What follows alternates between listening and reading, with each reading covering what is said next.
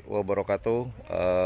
Destinasi wisata hari ini bersama teman-teman dan tour guide dalam rangkaian acara fun trip dari Dinas Pariwisata Kabupaten Sampang. Kita dibawa ke salah satu situs atau makam dari seorang ratu yang sangat tersohor pada zamannya dan sampai sekarang masih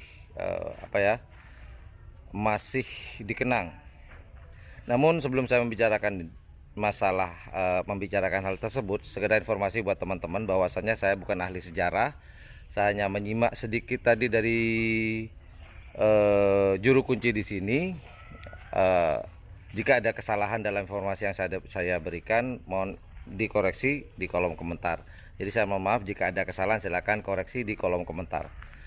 Yang pertama, membicarakan tentang masjid yang ada di belakang saya ini. Ini sebenarnya masjid yang di belakang saya ini adalah masjid yang peluasan ya, atau pelebaran. Masjid yang asli itu sangat kecil sekali. Nah, seperti ini masjid yang asli. Nah, di situ ada 4 tiang yang begitu unik. Tiang itu tidak lurus, jadi tiangnya itu atau kalau kita menghadap ke kiblat, tiang tersebut boleh dikatakan miringnya ke sebelah kanan. Setiap hari Jumat Manis atau Jumat Legi, tiangnya akan miring semiring-miringnya ya, sangat miring, sangat kelihatan sekali. Namun setelah itu dia akan kembali ke asal, cuman tidak lurus tegak. Kemudian masjid tersebut hanya dibangun selama 3 hari, dan di bawah masjid tersebut itu ada sumber air yang konon katanya, dan informasi yang saya dapat ini alirannya sampai ke Bangkalan. Jauh banget, Bor. Luar biasa ya. Dan kemudian di belakang saya ini, yuk kita keliling-keliling dulu. Nah, di sini adalah ada makam dari Ratoh Epu, yaitu makam Ratoh Epu ini adalah makam atau mertua dari Ratoh Epu yang ada di Bangkalan, tepatnya di Kecamatan Arosbaya. Beliau adalah menantu perempuannya, dan ini adalah ibu menantu dari Ratoh Epu yang ada di Bangkalan. Jadi namanya sama, dijuluki atau Ratoh Epu.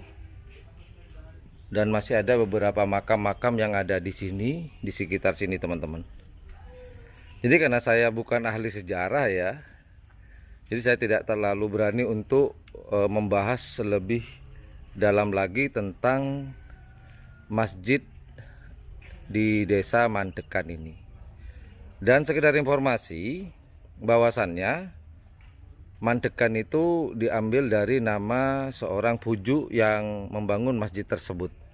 Nah, yang berwarna coklat itu aslinya itu, dan sisanya adalah penambahan, pelebaran atau peluasan.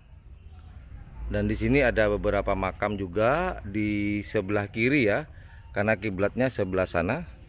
Itu sebelah barat kalau sana kiblatnya, dan di sebelah kirinya ini lumayan banyak makam-makam kuno di sini, teman-teman.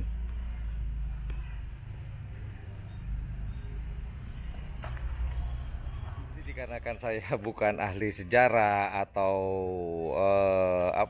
saya tidak berani berbicara banyak tentang masalah hal atau membahas hal tersebut. Intinya ini ada di Desa Mandekan. Masjid tersebut dibangun oleh Pujuk Mandekan, dan sampai sekarang pun nggak ada yang tahu nama Pujuk Mandekan aslinya, tuh nggak ada yang tahu. Saya dua kali itu saya tanya, mereka menjawab memang nggak tahu. Dan konon katanya di sini warganya yaitu dulu ya zaman kerajaan ini nggak ada yang beragama Islam. Kemudian datanglah Pujuk Mandekan ini untuk mengislamkan warga sekitar. Kemudian berkumpullah Wali Songo, berkumpul di masjid yang di tempat yang asli di situ. Kemudian 9 wali tadi meminta kepada Pujuk Mandekan sanggup tidak membangun masjid dalam waktu 3 hari. Bayangin tuh, 3 hari, nggak masuk akal sih. Tapi memang terjadi. Dalam 3 hari akhirnya berdirilah Masjid Mandekan dan masih dilestarikan sampai sekarang, termasuk makam juga ada perawatnya, juga dirawat dengan baik. Itu aja informasi singkat saya di wisata religi di Desa Mandekan, Kabupaten Sampang ini. Terima kasih buat teman-teman yang sudah menonton di channel YouTube Yan Blue 78. Jika menganggap channel ini adalah channel yang informatif, edukatif, dan juga menghibur, jangan lupa untuk mencet tombol like, share, dan subscribe-nya. Saya kira itu aja. Thank you for watching my channel. Assalamualaikum warahmatullahi wabarakatuh. Yudada. Bye-bye.